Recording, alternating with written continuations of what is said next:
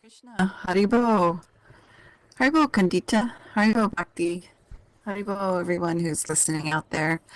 This is Dasi coming to you live from Bhaktiville. Haribo. So tonight we are continuing our reading of the teachings of Lord Caitanya, a study of Sri Caitanya Charitamrita by Srila Prabhupada. Tonight we are on chapter 21, titled Further Talks with Prakashananda. This is on page 233 of the PDF or page 192 of the printed book. Jai. All right, chapter 21, Further Talks with Prakashananda. Sripad Shankaracharya, oops, my page turned on my iPad.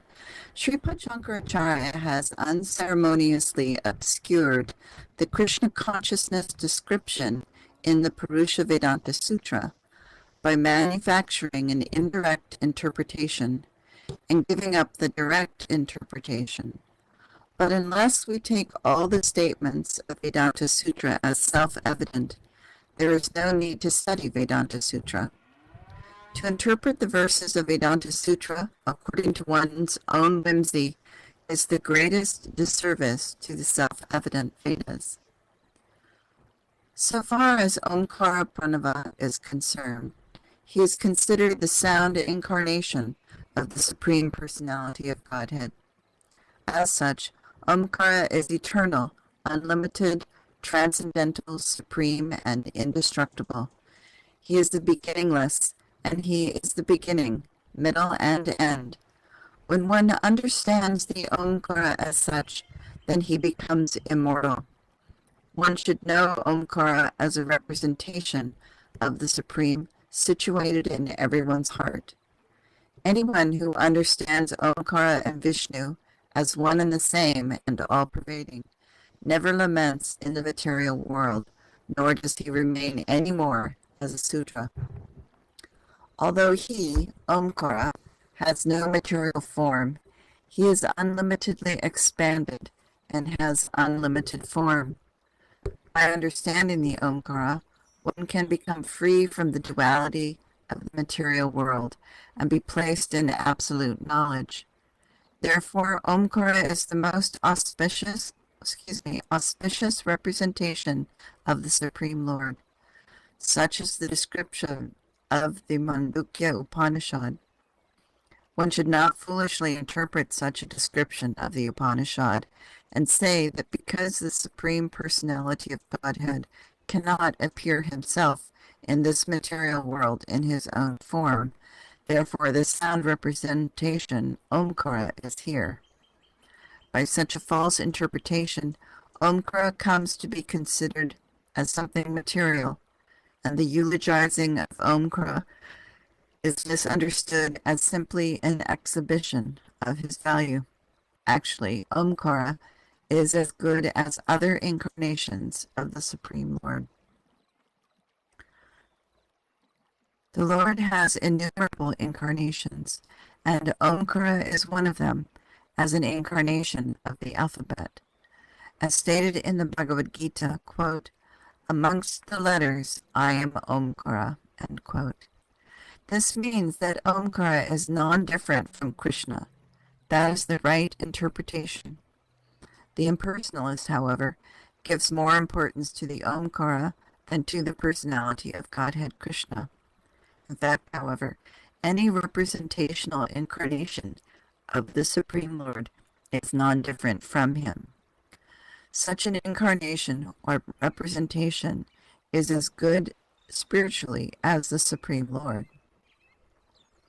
Omkara is therefore the ultimate representation of all the Vedas.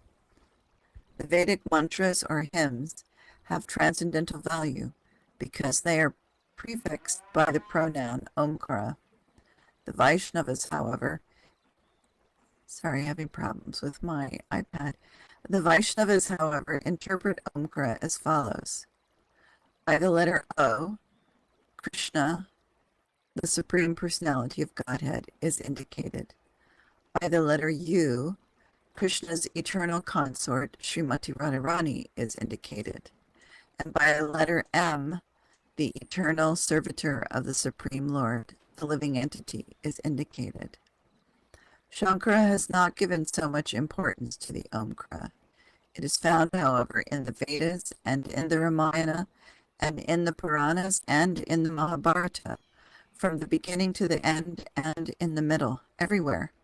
Thus, the glories of the Supreme Lord, the Supreme Personality of Godhead, are declared. Just want to make a little Sanskrit footnote here. Oh, hi, Sister Moon. Haribo.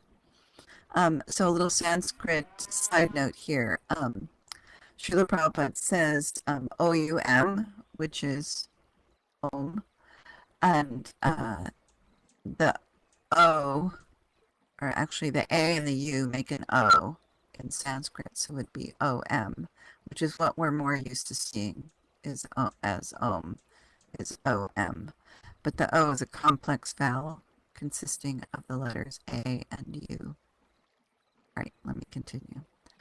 Thus, Lord Caitanya condemned the attempt at indirect interpretation of the Vedanta Sutra, and the sannyasis present were all struck with wonder by his explanation.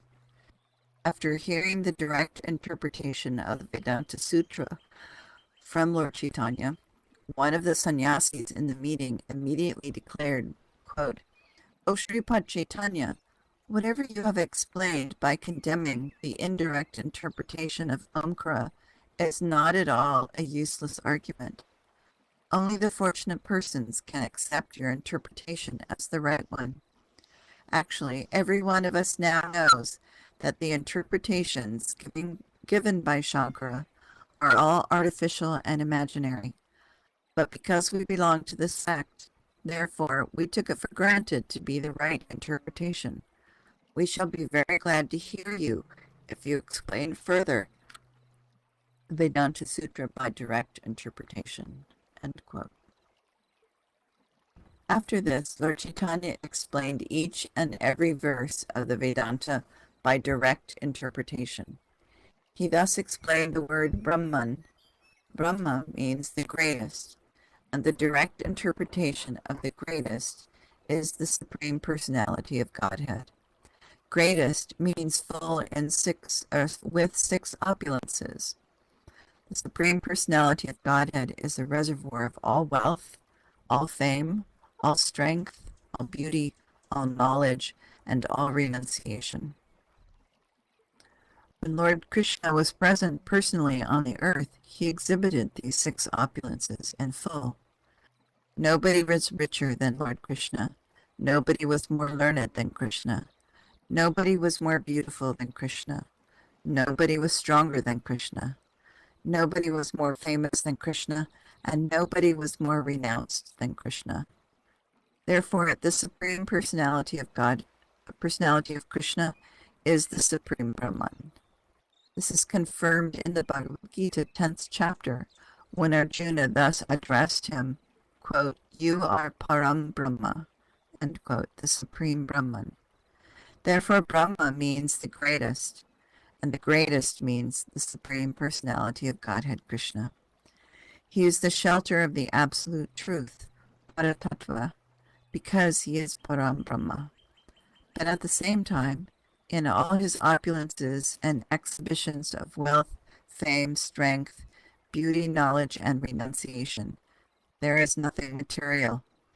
Everything spiritual and transcendental in all the Vedic verses and hymns indicates that Supreme Personality of Godhead Krishna.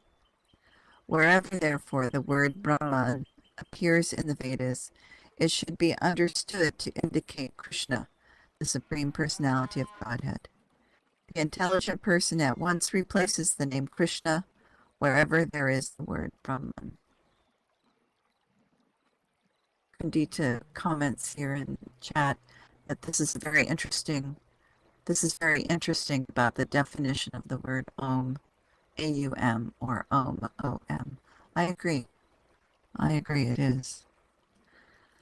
The Supreme Personality of Godhead is transcendental to the material modes of nature, but he is fully qualified with transcendental qualities.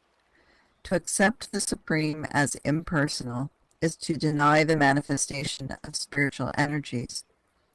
When the Supreme Personality of Godhead Brahman is full with spiritual energies, and somebody simply accepts his impersonal exhibition of spiritual energy, then he does not accept this absolute truth in full. To accept it in full means to accept the spiritual variegatedness also, which is transcendental to the material modes of nature. Therefore, failing to indicate the Supreme Lord, the impersonalist conception is incomplete. The approved method of understanding the Supreme Personality of Godhead Krishna is the path of devotional service, as is confirmed in every Vedic scripture. The devotional service of the Lord begins by hearing about him. There are 9 different methods in devotional service, of which hearing is the basic one. Hearing, chanting, remembering, worshiping, all these are the process of attaining the highest perfection of understanding the Supreme Personality of Godhead. This process of understanding the Supreme Personality of Godhead is known as abhidheya, or practice of devotional service within our conditional life. In practice, it is also experienced that anyone who takes to Krishna consciousness does not like to deviate to any other consciousness. This Krishna consciousness is a development of love for Krishna, the Supreme Personality of Godhead. And this development of love of Godhead is called the 5th dimensional interest of the human being. When one takes to this process of transcendental devotional service, or love of Godhead, he relishes his relationship with Krishna directly, and by such reciprocation in relishing transcendental dealings with Krishna, Krishna becomes gradually a personal associate of the devotee. The devotee eternally enjoys blissful life. Therefore, the purport of the Vedanta Sutra is to re-establish the lost relationship of the human being with the Supreme Lord Krishna, to execute devotional service, and ultimately to achieve the highest goal of life, love of Godhead. These 3 principles of transcendental life are described in the Vedanta Sutra and nothing more. After this explanation of Vedanta Sutra by direct interpretation of the verses, one of the disciples of Prakashananda Saraswati, considered to be the chief amongst all his disciples, stood up in the assembly and began to praise Lord Caitanya as personally the Supreme Personality of Godhead Narayan. He very much appreciated the explanation of Vedanta Sutra by Lord Caitanya and said publicly that the direct explanation by Lord Caitanya of the meaning of the Upanishad and Vedanta Sutra, quote, is so pleasing that we forget ourselves and forget that we belong to the Mayavadi sect, end quote. That's funny. It must be admitted herewith that the explanations by Shankaracharya of the Upanishads excuse me, and the Vedanta Sutra are all imaginary. We sometimes accept such imaginary explanations for the sake of sectarian feuds, but actually such an explanation does not satisfy us. Simply by accepting the order of sannyas, one does not become free from material entanglements. Excuse me. Actually, if we understand the explanation given by Lord Caitanya, that will help us. Sri Krishna Chaitanya has very nicely explained the meaning of Harinama, Harinama, Harinama Eva Kevalam. We are all very much pleased. There is no alternative to devotional service. Without devotional service, nobody can become liberated from the material clutches, especially in this age, when simply by chanting Hare Krishna, Krishna Krishna, Hare Hare, Hare Rama, Rama Rama, Hare Hare, one can achieve the highest liberation. In the Srimad Bhagavatam, 10th canto, 14th chapter, it is stated that for a person who gives up the path of devotional service and simply undergoes some labor of life for knowledge, there is no other profit than taking the trouble to understand what is matter and what is spirit. It is considered useless labor to try to get grains from the husks which are empty. Similarly, in the 10th canto, 2nd chapter, it is also said that a person who gives up the transcendental loving service of the Supreme Lord and artificially considers himself liberated never attains to actual liberation. On the contrary, with great labor of austerity and penances, he may be elevated to the status of liberation. But for want of shelter unto the lotus feet of the Supreme Lord, he falls down again into the material contamination. The Supreme Brahman cannot be accepted as impersonal. Otherwise, the six opulences, meaning the Supreme Personality of Godhead, will not be acceptable in the concept of Brahman. All the Vedas and the Puranas affirm that the Supreme Personality of Godhead is full of spiritual energies. Foolish persons do not accept the energy of the Supreme Personality of Godhead, and therefore his pastimes and his activities are derided by them. They misinterpret the transcendental body of Krishna as a creation of the material nature, and this is the greatest offense and sinful act. One should therefore accept the words of Caitanya, just as he explained in this assembly. The individual personality of the Supreme Absolute Truth is explained in the Srimad Bhagavatam, 3rd canto, 9th chapter, quote, O my Supreme Lord, the transcendental form, which I am just seeing, is simple transcendental pleasure, without any change and without any contamination of the material modes. It is full of effulgence. There is no greater manifestation of the absolute truth than this.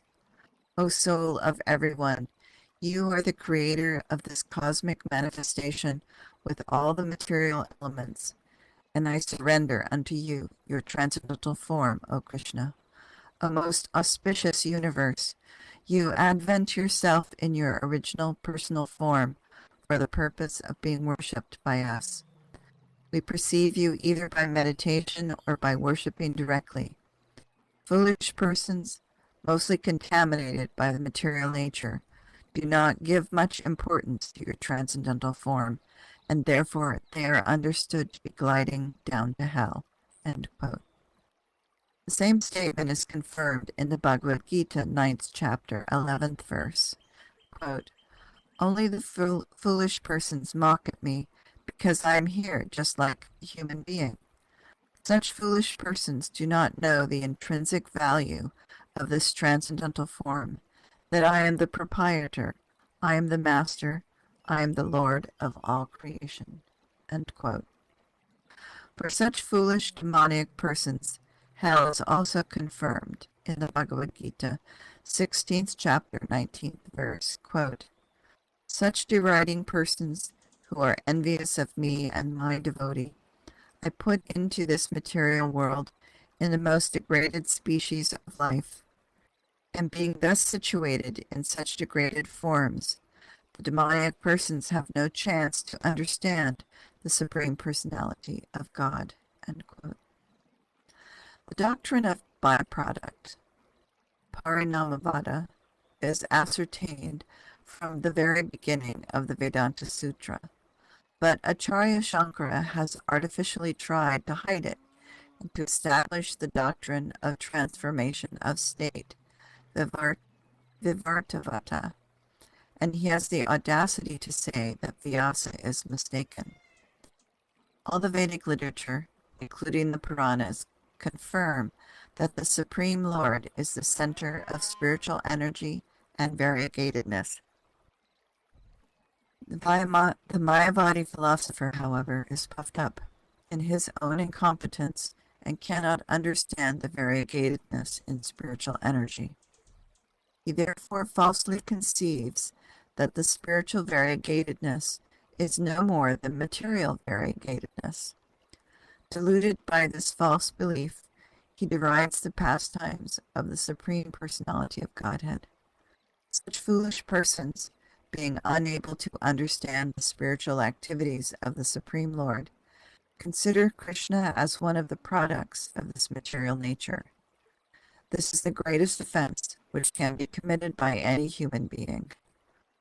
Lord Caitanya therefore establishes that Krishna is Satchidananda Vigraha, the form of eternity, knowledge, and bliss, and is always engaged in his transcendental pastimes of spiritual variegatedness. The student of Prakashananda summarized the explanation of Lord Caitanya and concluded, quote, we have practically given up the actual path of spiritual realization. We simply engage in nonsense talk. Mayavadi philosophers who are serious about attaining benediction should engage in the devotional service of Krishna, but instead they take pleasure only in useless talk. We admit herewith that by the explanation of Shankara, the actual import of Vedic literature is hidden. Only the explanation given by Caitanya is acceptable, and all other interpretations are useless. End quote. After thus explaining his position, this particular student of Prakashananda Saraswati engaged himself in the chanting of Hare Krishna, Krishna Krishna, Hare Hare, Hare Rama, Rama Rama, Hare Hare. Prakashananda Saraswati saw that his chief student was engaged in chanting Hare Krishna, and he too admitted the fault of Shankaracharya and spoke as follows, quote, Acharya Shankara wanted to establish the doctrine of monism, and therefore he had no other alternative than to interpret the Vedanta Sutra in a different way. If he accepts the Supreme Personality of Godhead, then the doctrine of monism cannot be established. Therefore, by his illusory scholarship, he has tried to cover the actual meaning of the Vedanta Sutra. Not only Shankara, but any author who wants to give his own views must curtail and misinterpret the Vedanta Sutra. End quote. The Lord therefore gave the direct meaning of the Vedanta Sutra. No Vedic scripture can be used for indirect speculation. Not only Shankara, but other materialistic philosophers like Kapila, Gautama, Ashtavakra, Patanjali, every one of them has tried to put forward philosophical speculations in a different way. The philosopher Jaimina and his other followers, who are all more or less logicians, have given up the real meaning of the Vedas, devotional service, and have tried to establish the absolute truth as subject to the material world. It is their opinion that if we do our material activities nicely, then, if there is any God, he will be pleased and give us the desired result. Similarly, the atheist Kapila has tried to establish that there is no God who is the creator of this material world.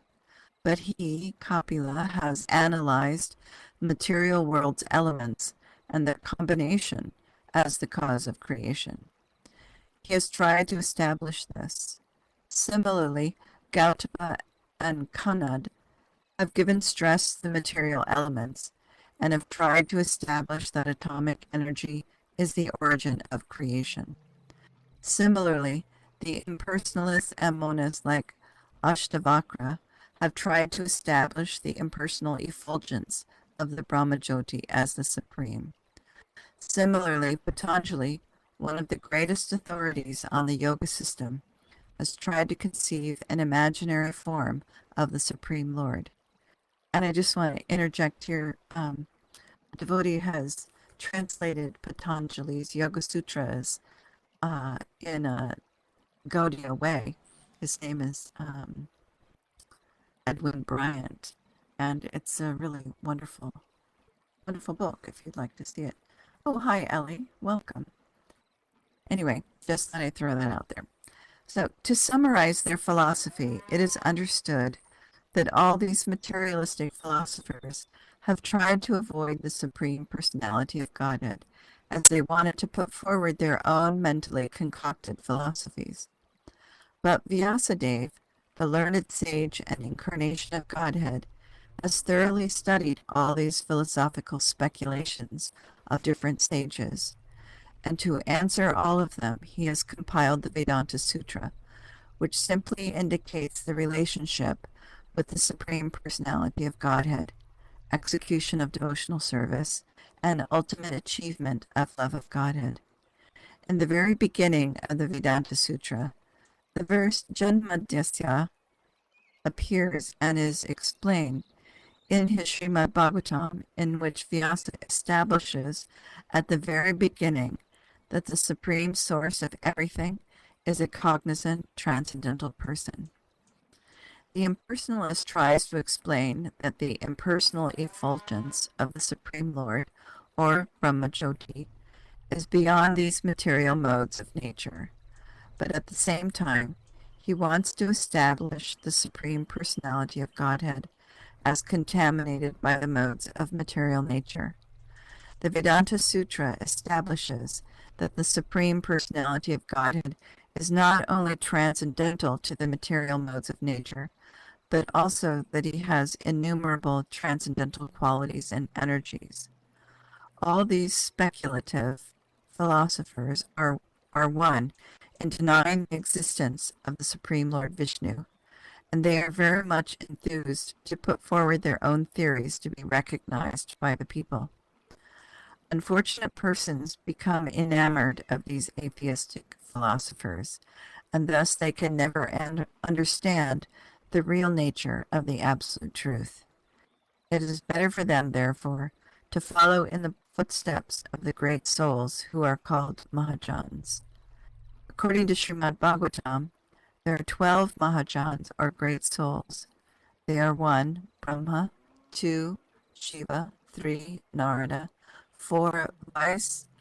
Vaivasvata Manu, 5. Kapila, not the atheist, but the original Kapila.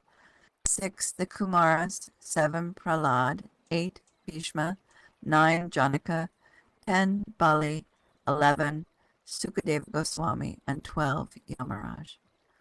According to the Mahabharata, there is no use of arguing about the absolute truth, because there are different kinds of Vedic scriptures and philosophical understandings, and no philosopher is agreeable to another philosopher. Everyone is trying to give up his own point of view rejecting the other. Therefore, to understand the prime necessity of religious principles is very difficult.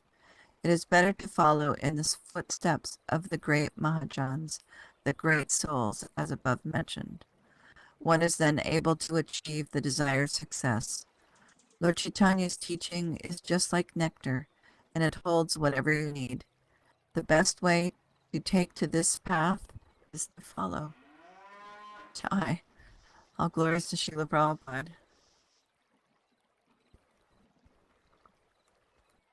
Any questions that I might be able to answer or research for you? Comments? Was fascinating. Bhakti says that was fascinating. I agree, it was.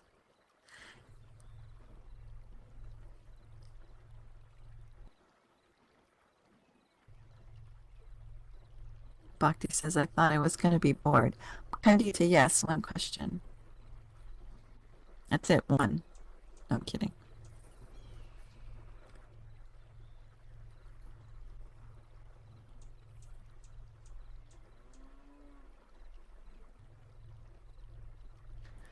What is the difference between import and purport? Just a technical question, she says.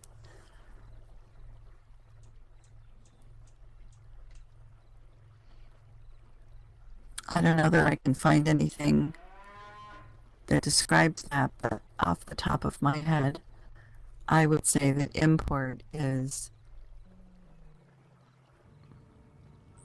the import described by the Mayavadis. You mean as Srila Prabhupada was talking about there in that lecture?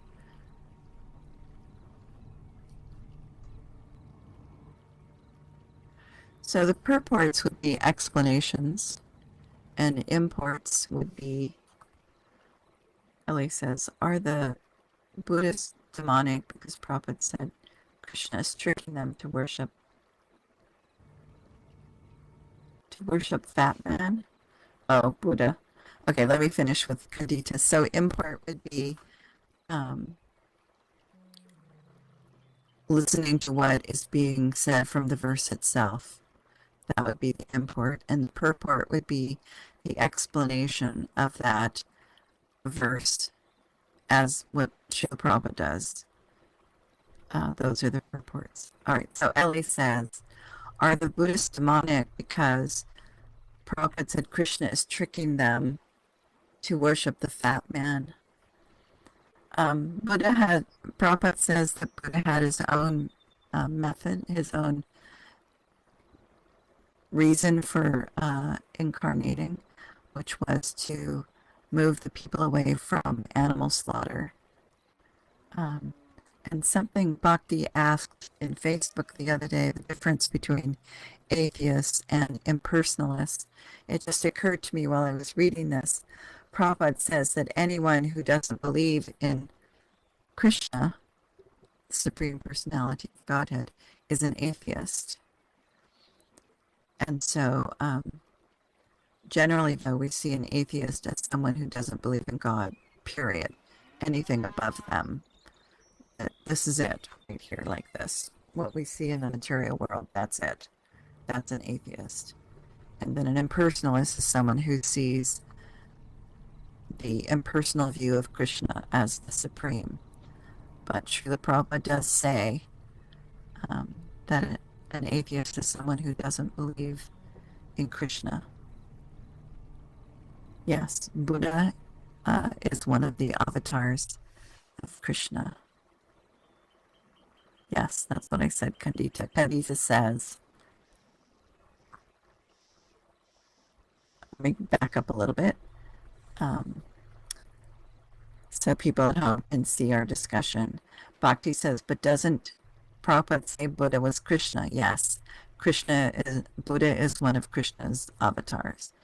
Ellie says, it says in Srimad Bhagavatam, only one person out of billions and billions who try to be devotees will attain salvation.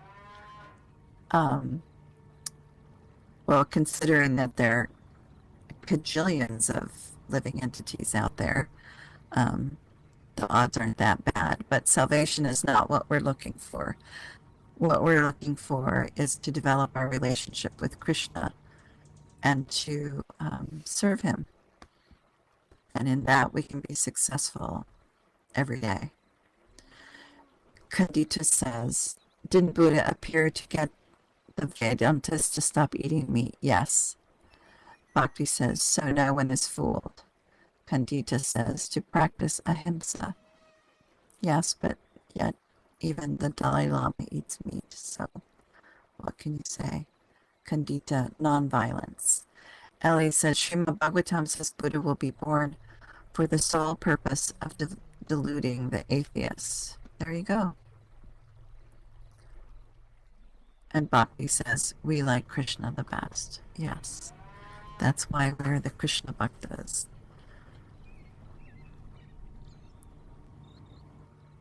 Kandita says, but nowadays Buddhists eat meat again. Yes, the Dalai Lama eats meat. He's the big Tibetan Buddhist. Ellie says, Srimad Bhagavatam predicts Buddha's birth, but I don't know if it's a good prophecy. But there were more than one Buddha.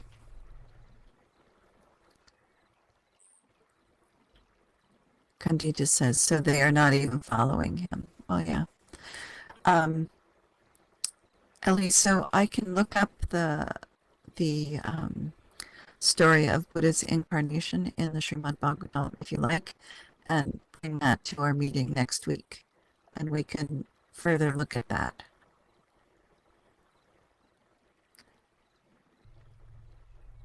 Okay? Okay. All right, everyone, have a great week. And I'll see you then next Friday. Hare Krishna, everyone. All glories to Srila Prabhupada.